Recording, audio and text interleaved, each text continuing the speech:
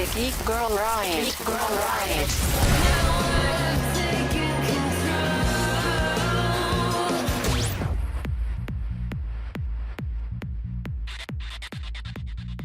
You're here on Geek Girl Riot, and guess who's back? It's me, your girl Alex.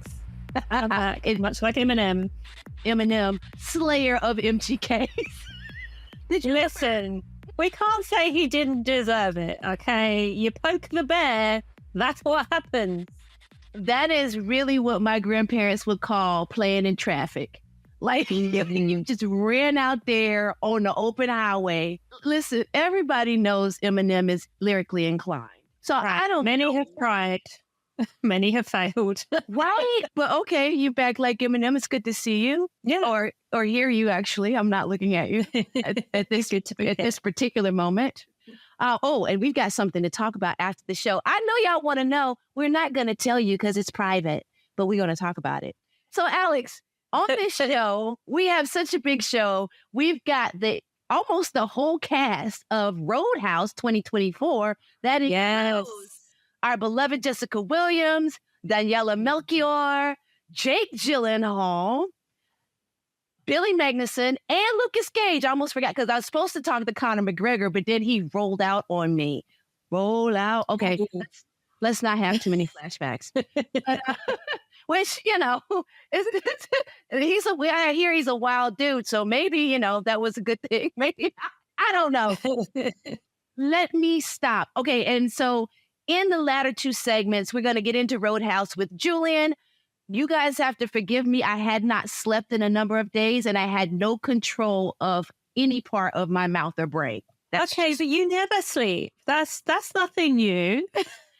Yeah, but the long COVID and the autoimmune, like when I don't sleep now, it's like, oh, we got something for you. I choose to believe that my superpowers are coming in, or like on Teen Wolf, when Derek lost all of his powers and then suddenly he could transform into full black wolf. I'm about to go full black wolf. That's what I'm going to do. I'm here for it. Thank you. So we've missed you. Yes, I've missed being here.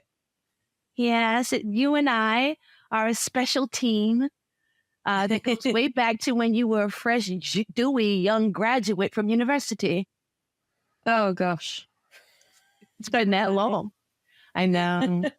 No. At least you still got some dew on you.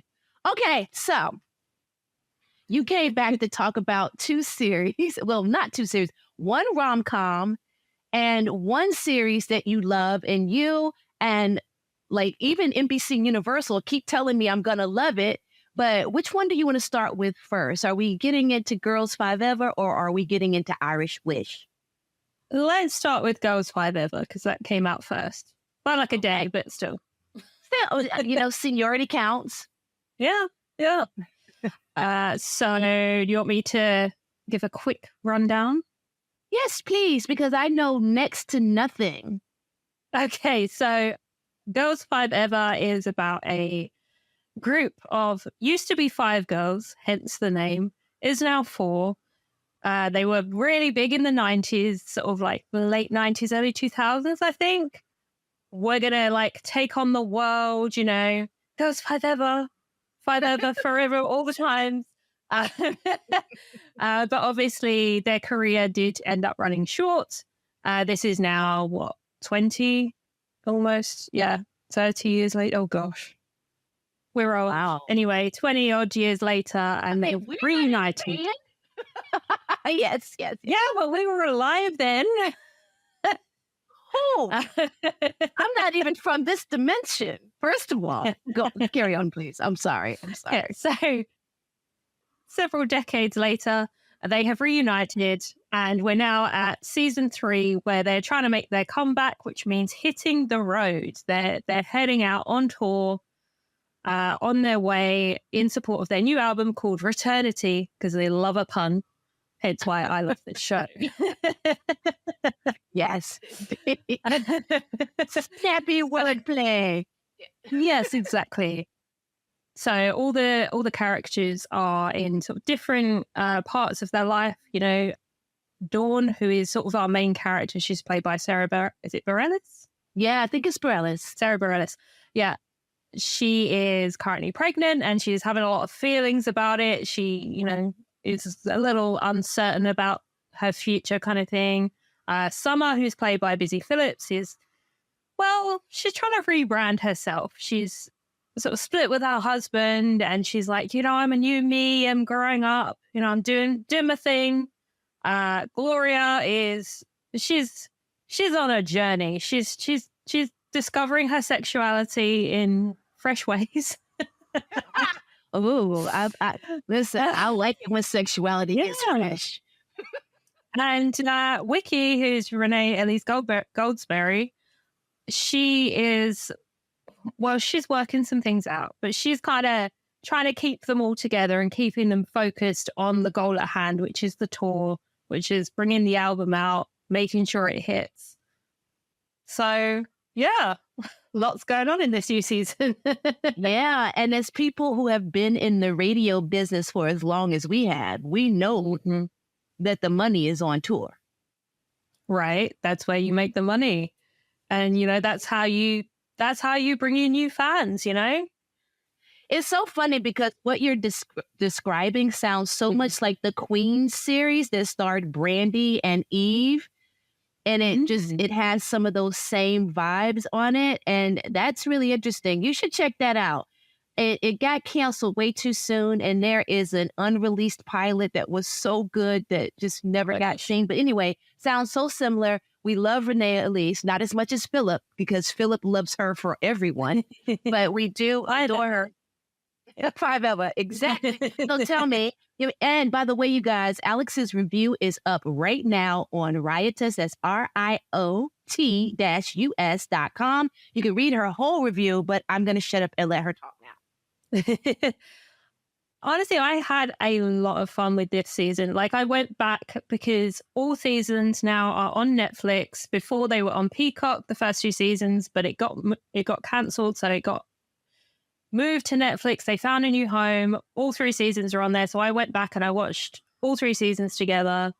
And I had so much fun with this. Like, now that the characters are established, they're really taking the time to have a lot of fun with all the little in-jokes, all the personality. The one-liners are brilliant. I mean, it's a Tina Fey executive produced show. It's Meredith Scardino is the showrunner and writer and creator, and she does all the jobs. And her writing is just brilliant as always. There are so many pop culture jokes. Like, you could watch it several times and you'll probably still catch new things. Well, that sounds amazing. So definitely I need to watch this, especially since I miss Queen so much. Yes. And it just sounds like a really cool show. Okay, so did I just say it just sounds like a really cool show? I am so sorry. Anyway, okay, so what do you have for us next? You want to go over to Irish Wish? We can. Yes, let's. There's mixed results with Irish Wish. Mixed reviews. A little bit, yeah. The critics, of which I am one, were not the kindest ever. And it's funny because I accidentally clicked fresh and then I was like, oopsie. My apology. But yeah, but you were more favorable about this movie. I keep wanting to say show. This movie also on Netflix, starring Lindsay Lohan. So tell us. Okay, so first of all, Lindsay Lohan is my girl. Okay, I grew up with the Mean Girls. I grew up with like all of her shows when she was the It Girl, or movies, I should say. So it's so great to see her back doing rom-coms. So I went in expecting to have a lot of fun. I wasn't expecting a really amazing rom-com. I was just like, this is going to be a like straight to TV movie, and I went in and I had fun with it. So that's why my review, I think, is more favorable than a lot of critiques. Very, very true. Yeah. But I mean, I I wish that Rotten Tomatoes had like a toss your popcorn in the air option where it's like up in the air. It's not rotten.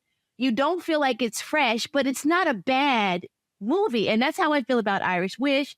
As you know, I said this movie is like flying to Ireland and getting stuck at the airport. You meet fun people, you see some sights, and you're almost but not quite there. And somebody on the Dead Bird said this review is the devil, and then they put ha ha ha ha ha love. But it wasn't. You know what I think it was, but let me let you describe it for everybody first, and then I'll tell you what I think it was for me that didn't quite reach the levels. Do you want me to set it up, the story? Yes, or whatever you'd like, you know. Yeah, no, that's fine. So basically, Lindsay Lohan is, she starts as Maddie. She's a book editor, and she works with an author called Paul, played by Alexander Vlahos. Sorry if I'm butchering that. And you know I will make it worse if I try. So, so he's kind of dreamy. He's Irish, apparently. She has a little bit of a crush on him. She, really wants to tell him how she really feels about him. Unfortunately, that's not how rom-com tropes work. At his book release event, she brings along one of her friends, or two of her friends, but one of them he meets and they fall in love. Months zoom by and suddenly they're getting married in Ireland because it's called Irish Wish. Kind of what you expected. And the other of those two friends, it should be noted, is Aisha Curry, just in case you're wondering. And the one he's marrying is Elizabeth Tan. Yes. So Maddie ends up obviously flying to Ireland. She's trying to put on a brave face because, her best friend's getting married to the person she's in love with. That's never easy. That's not what you want. Along the way, she kind of has a little meet cute with an English man named James, played by Ed Spielers. And she's like, I'm so not interested. I'm already in love with this other guy. But he's a photographer with a British accent. And if you're from outside the Britons, that is catnip. Yeah, I have thoughts about this, but anyway, yes. She tries to, get along with all the wedding party and get planning and things. But while she's out sort of on a walk in the Irish countryside, which is beautiful, by the way, she comes across a wishing chair, which is a very old folklore trope that we haven't seen in a while, to be honest. But she runs across this wishing chair along with a woman appears there who's a patron saint, and she's very insistent that Lindsay Lohan use this chair. To her tolerate. And Lindsay sits on it and finds herself wishing that she was the one marrying Paul. And, well, magic happens. As you point out in your review, be careful what you wish for. Yeah, like, you guys, we got to have a course on wishing. It is an art. You can't just throw random words out. You got to be specific. You got to know exactly what you want. Don't leave any loopholes. Okay. Because is it Saint Brigitte or something like that? Yes, Saint Bridget. Mm-hmm. Saint Bridget. Why did I put a French accent on it? Here we are. So, yes, Saint Bridget is definitely trying to teach her a lesson, and she learns it the hard way because this man's family is kind of awful. I don't think they mean to be.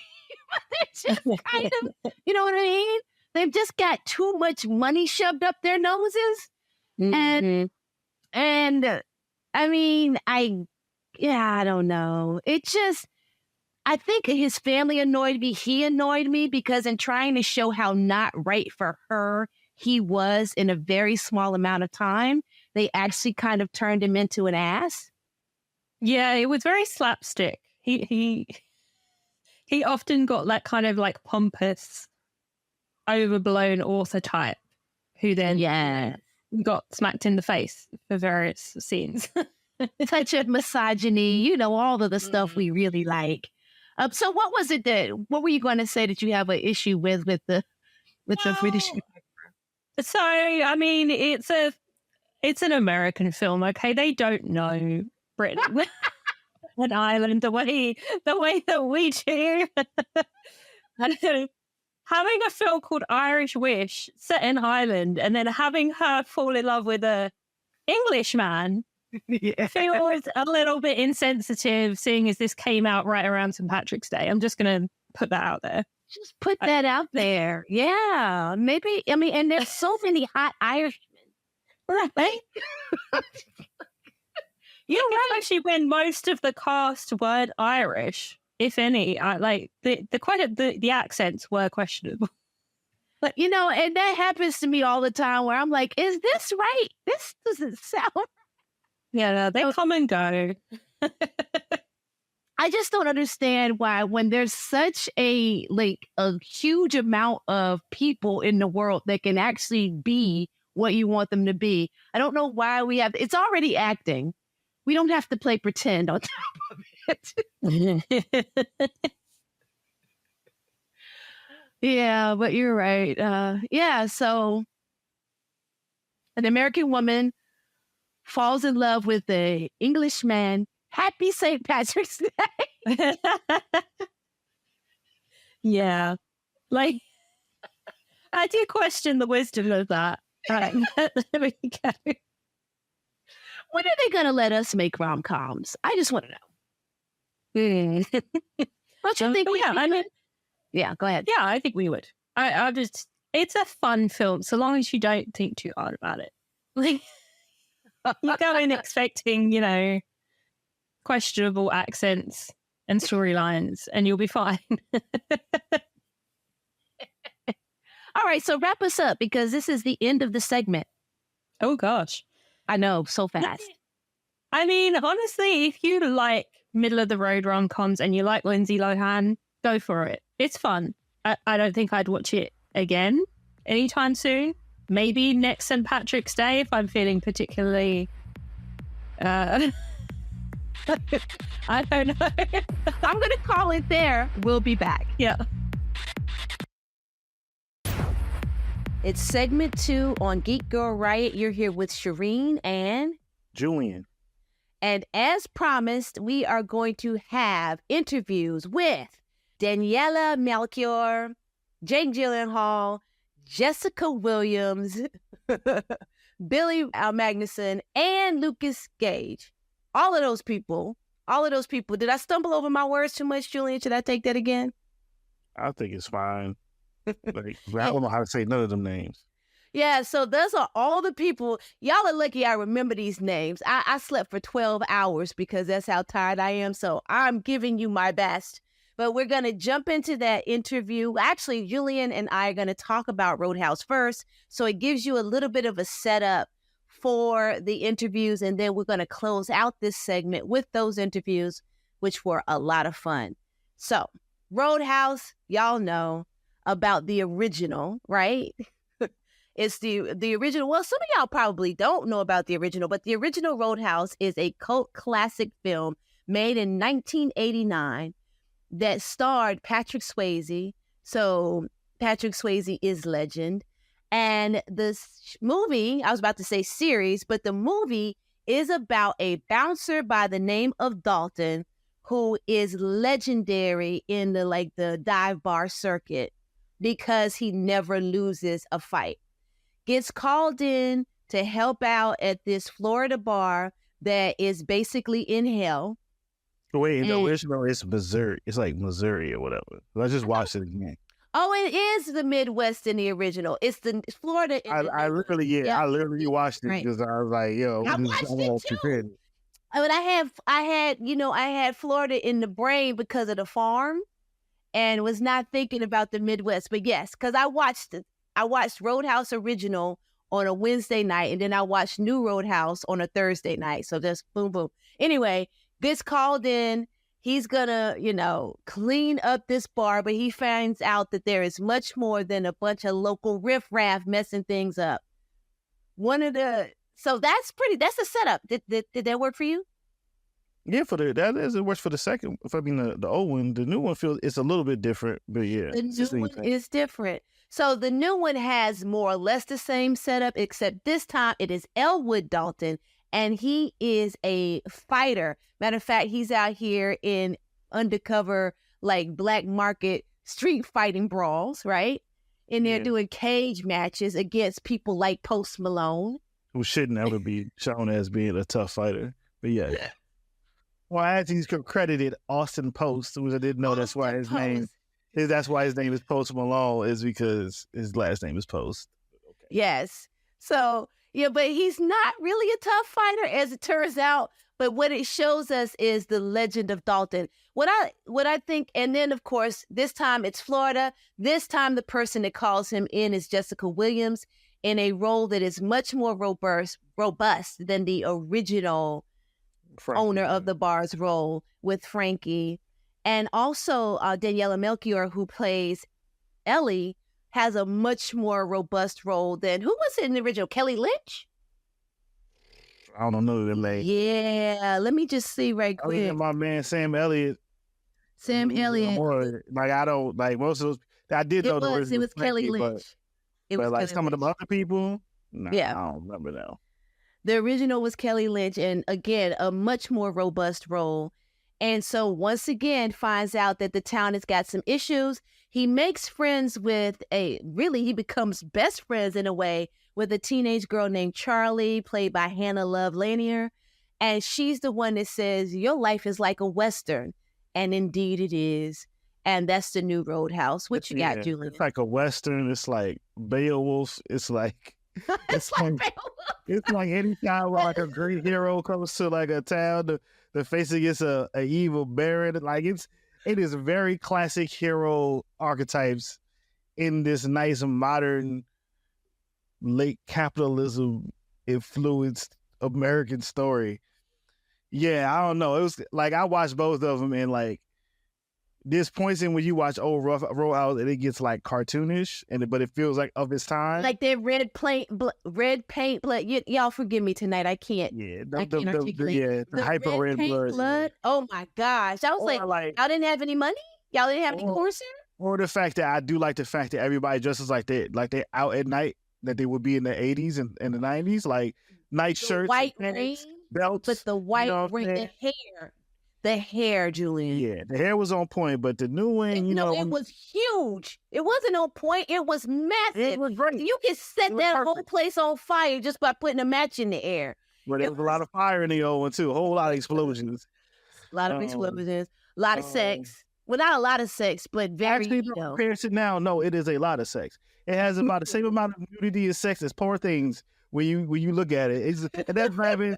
And you're right. Going by old movies, there's not a lot of sex in Roadhouse. To new movies, whole bunch of sex, whole ton of sex.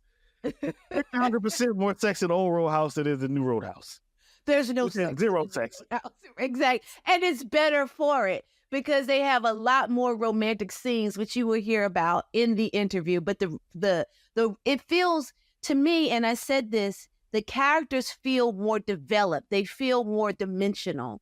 And that adds to this movie in a lot of ways. They intensify some of the things with Dalton, like his numbness. I just think this movie, and I don't think that Jake Gyllenhaal agreed with me, but I actually think this movie is better written because of the added depth. Like this is not an auteur's piece of cinema, as Julian would say. It's not that. But what it is that it really economizes on letting you understand who these stories are, who these characters are. Dalton is numb. They show it two ways right off the top that are so demonstrative. Frankie will fight for everything and she does not care. If you are a bad guy and you get hurt, she does not care because you brought it on yourself. Ellie is rebellious and she has an actual character other than being some pretty blonde thing for Dalton to fawn over, or to be some kind of bargaining chip between the villain and Dalton. So I thought those things were really important. I also like the action. This is an MMA style of fighting here, well, yeah. especially when you Because, consider your main this villain. one, because in this one, they have branding, so it's UFC is part of this. The big difference between the old Row House and new Row House. Old Row House, Dalton is like a famous, super known bouncer, and this one, he's a guy that can actually fight.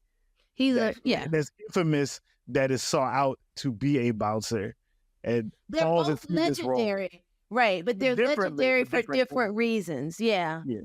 And I like that, because this whole idea of a legendary bouncer circuit was really great. But this thought that Dalton is a real fighter, I did miss the edge of Dalton where I was hoping that they were going to add in some of his philosophy background, because they keep that he reads books and that he's actually very intelligent, but they get rid of the background he has in philosophy, and I actually missed that.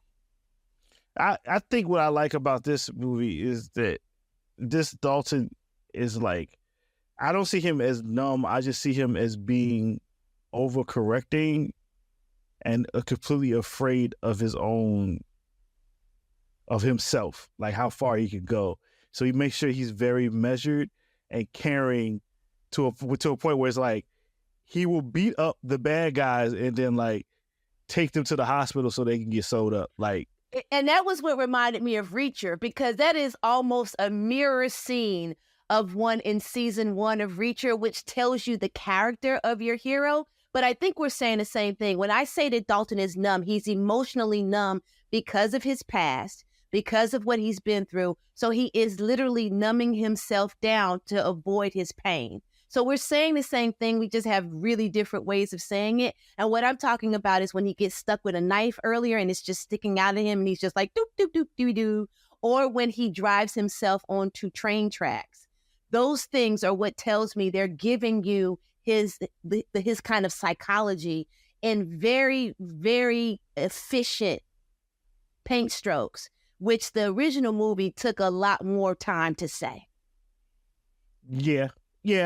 I like the characters more in this. The only thing I do think is better in the old film is the bad guys way better in the original film. The bad guy's a little scary. For the same guy. Here we have kind of, again, these kind of analogs, but with this one, what they do with the Billy Magnuson character, who is that they make him kind of like this kind of spoiled brat villain, and then to counter that, they give us Conor McGregor, actual MMA fighter, as an insane person. Is an absolutely insane, murderous villain with a lot of flair, like very much one of those flamboyant kind of villains. Well, for those who know Conor McGregor that are listening, Conor McGregor is just playing himself. Yeah. In a character called Knox in the movie, but yeah, very much who his personality is. Yeah. In real life. Much of that. In real life. I think that, yeah, the villain in the first one, it was more of a, it felt like more of a like 80s villain to me in the first one. And this villain combo here, because the guy who was in the role of Knox in the original, he was much more understated. He wasn't as scary. He seemed like a lunatic, but he wasn't scary. He didn't seem like a real foil for Dalton. And this one with Conor McGregor as Knox, you really do feel like your lead might just end up at the bottom of the ocean. Yep. They just gotta go left. And easily. It's just, for me, it's just like, in this movie, everyone around the bad guy is a threat. Yeah. But in the old one, no, the final boss is the bad guy. Like, he is terrible. He is rigging capitalism. It was body in a person. And it's like, I done fought in a war, and you gonna get down or you gonna lay down, because I'm gonna get more of this money. I was like, God dang. Come on, Patrick. Run this town. And that's why I think it's more for me of a samurai movie than a Western for me. But Westerns and samurai films have very similar structures, so I'm gonna let that go. But I enjoyed this. I enjoyed how it's structured. I don't know if I was missing something. There might be a little something missing for me as far as satisfaction levels.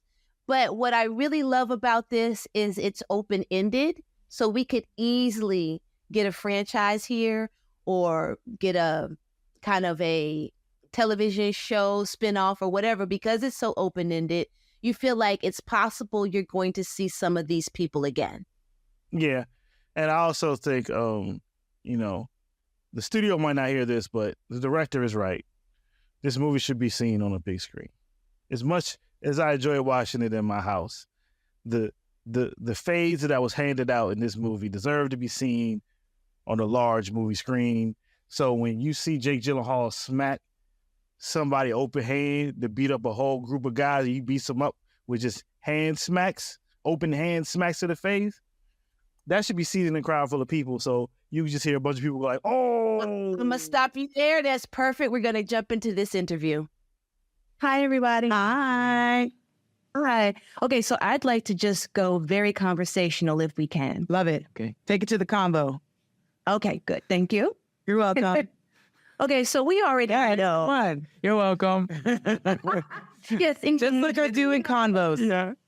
That's what we do. Yeah. So you guys, we already know that Roadhouse is a big, splashy, enjoyable actioner.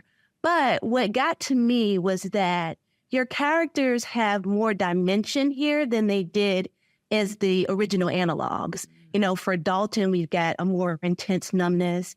With, I almost said Daniela, but with Ellie, we've got kind of this rebellious autonomy. And then, of course, with Frankie, there's this staunch protection of her legacy.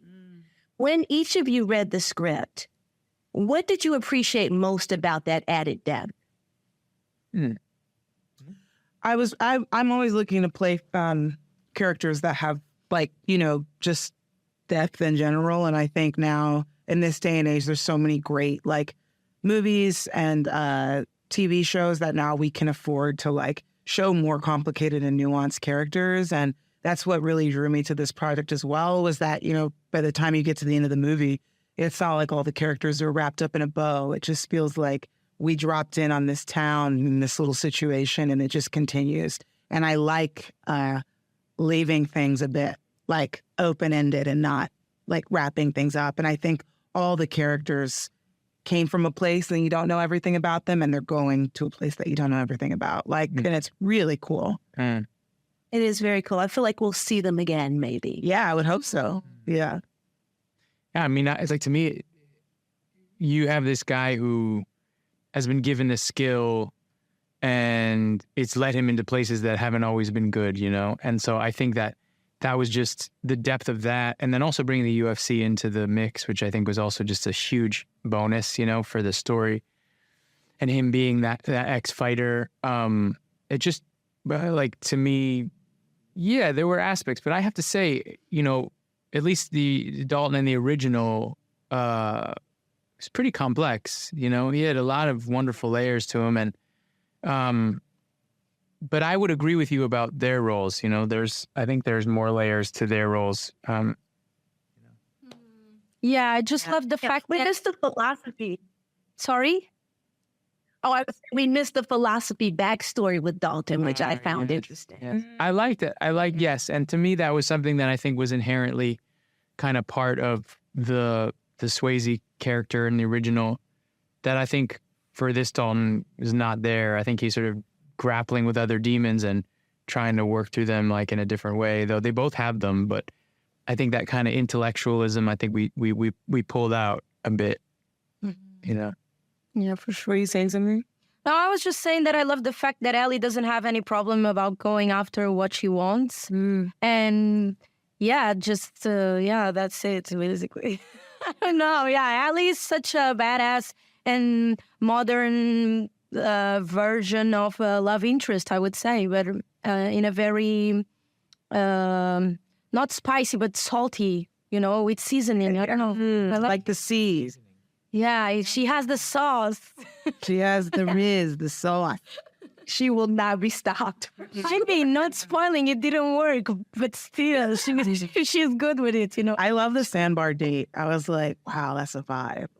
That was It was good. very beautifully done. That was really pretty. It was nice. As a romance lover, that worked for me better than a love scene, actually. Yeah. Yeah. Nice. Yeah. I felt modern. I feel like Doug did a really good job of that. It was amazing. Yeah. And also Harry, he was our cinematographer. And it's not the first time that I'm working with him. I did the Suicide Squad and Guardians of the Galaxy with him, and he's amazing with his Steadicam and everything.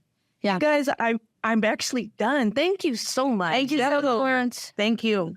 Bye. That was Daniela Melchior, Jake Gyllenhaal, and Jessica Williams. Now we're going to talk to Billy Magnuson and to Lucas Gage. And Billy, Lucas, and I get super silly, really silly, but you'll hear it. Hi, guys. Hey, how are you? I'm good. How are you? Good. Thank you. How many times have we done this? You know what? This is my first time. Is it? No. Damn it. You thought you guys met? I thought we met before. Everybody feels like they know me. They tell me their secrets. Ooh. Yeah. What do they tell you? Yeah. Give us one. I have to tell you after this because we've only got 5 minutes. Okay, go ahead.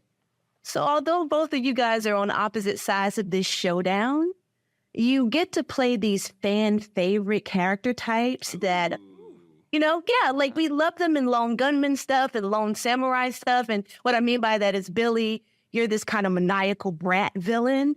And then for you, Lucas, you're the ardent student of the master. That's what I'll call them. Yeah. So for both of you, and I guess... Well articulated. Yeah, that was better than anything I've said this press justice. Thank you. Take that with you. I'm going to. I'm stealing it. Thank you. You're welcome. So why do you feel those roles keep coming back, and what made them so juicy for each of you to play? Billy? Oh, shit. He played Billy. I'm Billy. What it means, juicy, again, like working with such a wonderful director like Doug Liman, it is all I hope for in my career is to work with people that are open to collaboration and exploration and discovery and giving me space to create, live in a character and grow. So all I could do is thank Doug for creating the playground to play on. I don't think that answered your question at all. No, that works for me. I love collaboration. You worked. You're fit. I like you. I like that. I like this answer. And I'll say, I think my character has a common archetype, the boy to man kind of. He's growing into his own. He's learning how to not be such a wimp anymore and stand up for himself. So I think there's something empowering about watching that. There's something I like seeing a character have an arc and discover something new about themselves. Yeah. Yeah, I love that too. Yeah, that's gorgeous. So kind of a fun question, since I gave you a serious one to start with. How hard was it not to get hit by Connor because he's a fighter? Actually, easy. Yeah. Yeah? He was the best person to not get hit by. Do you remember when the stunt guy accidentally hit his bad ankle? Yep. He lost it. Mm-hmm. Oh, he lost it. He went crazy. Yeah, because he's just in control of who he is. Yeah. Yep. Yeah. So is there anything you... Let's ask a more fun question. More funner? More funner. There's my favorite question to ask, but it's not necessarily a Roadhouse question, but since we're wrapping up. So if you could live in any fictional universe ever created, Ooh. what would it be and why? But we've only got Okay. I would live in Willy Wonka land. Okay. Gene Wilder's time. Yeah. Harry Potter world. Let's go. Yeah. Weirdly, Jurassic Park. I would hang out with Jurassic Park. I know this camera guy's like, what? Yeah. Yeah. I'm troubled by that too. Star Wars. I would do that. Star Wars would be good. I do Aladdin. I want to just ride that rug everywhere and just go on a little magic carpet ride. Nice. Yeah. Around that rug. Whole new world. Where would you go though? Hey, actually, it tells a secret before you live off. You tell me, promise. Oh gosh, which world would I live in? Probably Jujutsu Kaisen, the anime, or Demon Slayer. Go with my... Dang. Yeah. That's niche. Oh, I didn't know we were opening it to that kind of stuff. Now I want to change. Yeah, I need to. Yeah. You know the video game Skyrim, Oblivion, in that world? I would really do that and be like a thief elf. Ooh, that's what I would do. God of War. Ooh, that's good. That's God good. of War. So you guys are my kind of people. Yeah. Hey. That's my time. It's good to meet you. What's the secret? Wait, what's the secret? What's the secret? Oh, a secret that people tell me. I can't even think of one. Boo. Not friends anymore. Like one lady told me her daughter's entire sex life on a metro train. Yeah, that adds up. Yeah, that adds up. Thank you, guys. Thank you.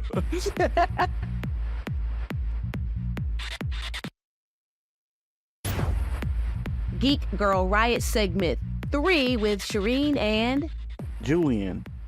we were talking about Roadhouse, and just to wrap up, you know, what Julian was saying about it should be on the big screen. I can agree with that, and I think most people do. This is a big screen kind of movie, but also I read that Jake Gyllenhaal really was attached to this. He and Doug Liman have been talking about doing a project for years, and you know that, of course, his big cult classic movie is Donnie Darko. He did that movie with Patrick Swayze.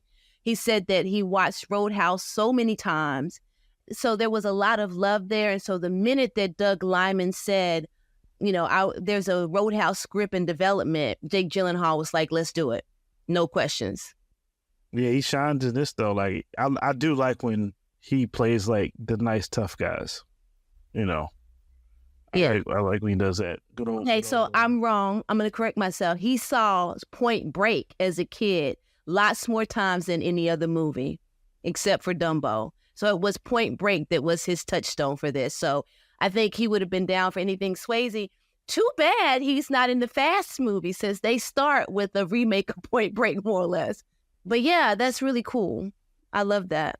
So, Julian, for segment 3, anything else you want to close out with on, I almost said Point Break, on Roadhouse, the new one? Okay, cool.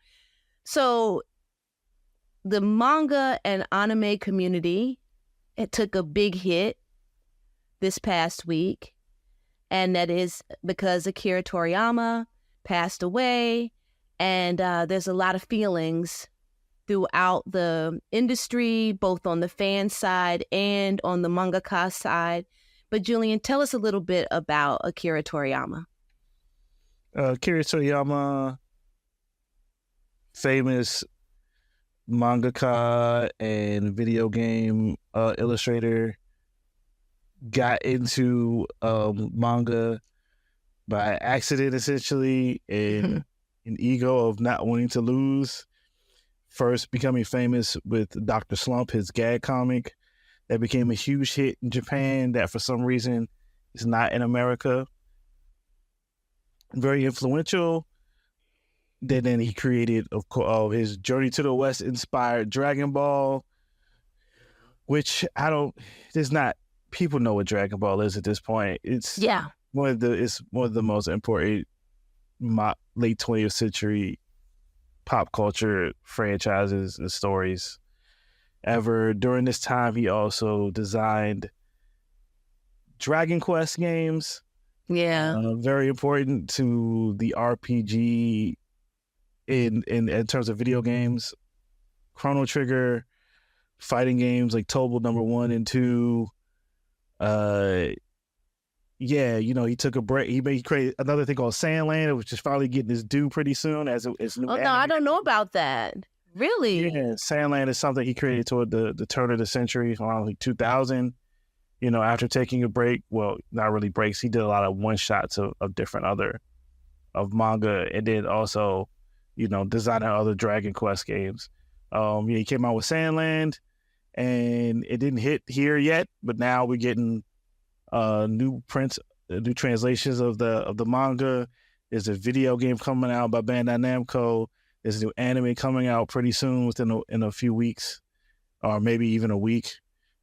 And, you know, he after a while, after the Dragon Ball Hollywood movie fiasco, he decided to come back and bring Dragon Ball back through a sneaky method of creating this character called Jocko the Intergalactic Policeman. One of the greatest gag comics I read in the last 15 years. And he brought Dragon Ball back with Dragon Ball Super, you know, and he inspired. He is the entire reason for battle manga, shonen manga that we think of.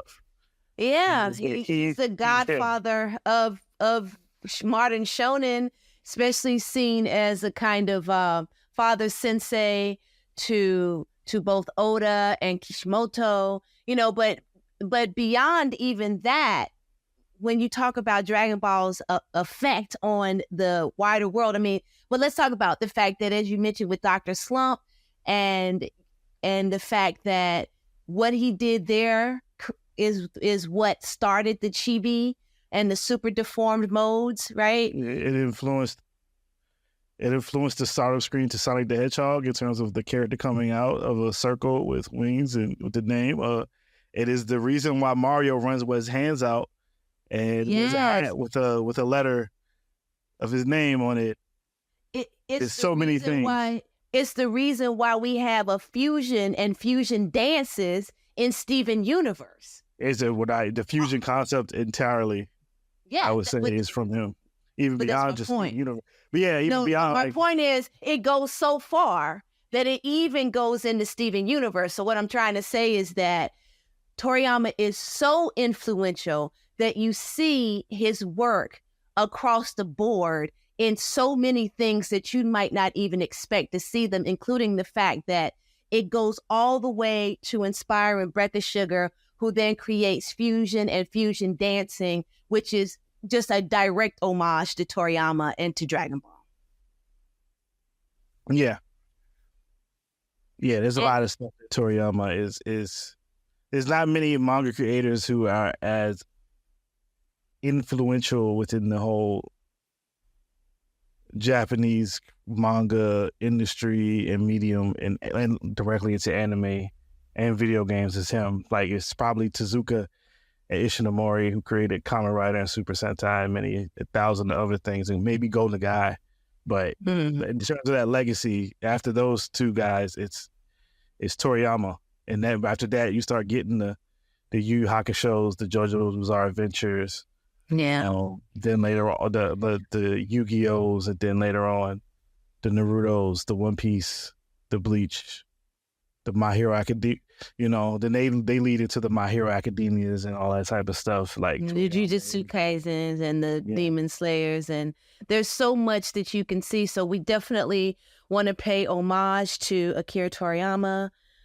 Definitely gone too soon, but his impact will always be felt in some of our favorite properties and beyond.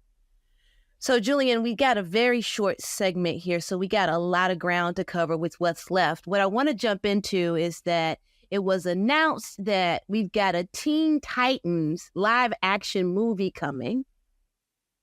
Yep. About 20 years after they hit their first hit to the mainstream of zeitgeist with that cartoon. Yeah, it's an interesting run to build up from that cartoon to now having a live action movie.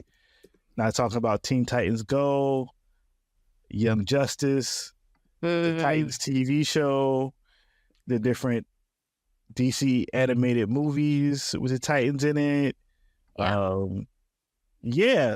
think some people, especially some of the remaining Snyderverse people, don't actually understand, like, in terms of teams. I would say for a lot of people, the Teen Titans is more popular than the Justice League. The Justice League might be more known historically as the Super Friends, but the Teen Titans at its height within New Teen Titans in the 80s was the only other book that sold as much as the Uncanny X-Men in the 80s peak of X-Men. It was Titans was the one. It has the first ever sidekick leading it. It has Robin. It's Robin. He becomes Lightning in the bed. Like, people just be sleeping. It's like, yo, he's the third character after Superman or Batman. It's Robin. Robin. It's several Robins. But yeah, and what I'm happy about, honestly, is that we can kind of move away from that Titans live action, which I know a lot of people liked it. I'm not one of those people. I was offended by it. I loved most of the casting. Couldn't stand what they did with that Rachel character who was supposed to be Raven. That was just a misstep all the way around. But what they did with Nightwing, great guy playing Nightwing, but writing this psychopathic Batman who, Richard, as Megan would call him, hates. I just didn't like any of that. Great job by Anna Diop playing Starfire, And the guy who played Jason, what's Jason's last name, Julian? Jason Todd. Jason Todd.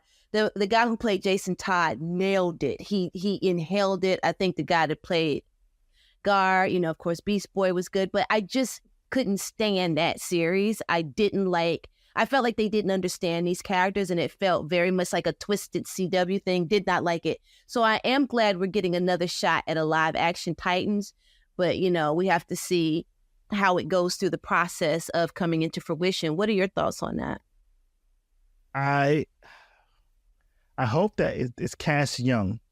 I hope that they're the Teen Titans before they become the new Teen Titans, because I think the new Teen Titans is when they start getting older, like college age, and start having more young adult, like actual young adult situations where, like, relationships and sex and more adult things, being on their own and breaking away from their older mentor partners. They're sidekick statuses in a way. Yeah, they're not as much sidekicks anymore. And some of those characters never were sidekicks. Like Cyborg was never a sidekick. Neither was Starfire. Neither was Raven. Mm-hmm. Because you need a good mix of, you need those classic new Teen Titans characters like those, but you also like, I want Donna Troy Wonder Girl. I want Speedy. I want Kid Flash. Yeah. I need some of those other ones that are clear. I want Aqualad. I want people who are clear. I want Tara. I did. Which Aqualad do you want? Which Aqualad do you want? Original Aqualad first before Okay, you called the wrong. Yeah, I love Dreamy Aqualad. Give me the first two. Give me that. I want red shirt. I love Cal too, though. Yeah. I like him, but also like I like him as like he's the next one, the one almost like our original Aqualad ain't destined to be like the leader or like the king of Atlantis. Calderon is destined to be like the king of Atlantis, the Aquaman of a future Justice League. Like original Aqualad, that's not his destiny. That's kind of I want. I just want a nice Teen Titans movie where they fight some Teen Titans bad guys. Of course, you got to use maybe you put Trigon or you pick Slade or you have some fun, or the Brotherhood of Evil. You can have fun. I might be one of the only people that maybe don't want Starfire to be played by a black woman, because I kind of wouldn't mind seeing her being played by I shouldn't say that. I would like this if she was played by like a Puerto Rican person because of the direct inspiration George Perez. Yeah. He was designing Starfire back in the day. You could be Afro and Puerto Rican. Oh, that's what I'm saying. Like that's what I'm saying. I shouldn't say that. Like it could be Afro Puerto Rican. It's like I just want somebody from Puerto Rico. You know what I'm saying? Like you want to. Yeah, I got you. You want somebody of Taíno descent. Yes, I want. You know what I'm saying? I want the flag up in the maybe not in the movie, but I want the person repping Boricua. You know what I'm saying? I need like what I'm saying. Like, I need that in there, saying to honor him, because it's like I get it. You guys want to see the Anna Diop did a wonderful job. She did. She really did. I just want to honor Perez a little bit because Teen Titans is where it is because where he was drawing. You know what I'm saying? Okay, you got your 20-second, 30-second warning. No, I mean all of that makes sense. So it is kind of like, I don't know, it's watching all of this unfold to see where this is going. The audience, of course, knows we're big DC fans, and we've been waiting on some stuff. Next episode, I want to get into some of this Marvel stuff and some of the X-Men upset that you and I have been talking about. But the show is literally over. This is Sherin and Julian.